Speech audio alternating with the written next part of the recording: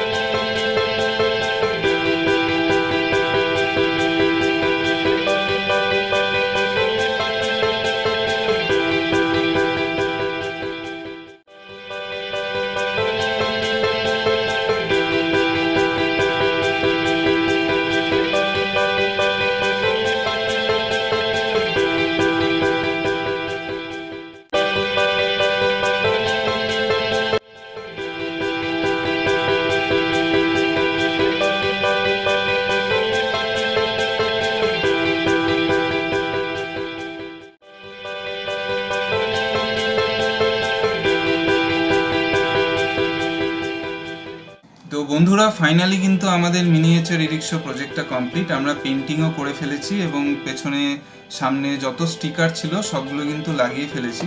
তো কেমন লাগলো বন্ধুরা ভিডিওটা কমেন্ট করে জানাতে ভুলো না। ভালো লাগলে অবশ্যই একটা লাইক করো আর চ্যানেলটাকে কিন্তু সাবস্ক্রাইব করে নাও, কারণ এই ধরনের প্রচুর ভিডিও কিন্তু আমি নিয়ে আসবো তোমাদের জন্য। তো চলো বন্ধুরা, আজকের মতো এখানেই শেষ করছি। Good night.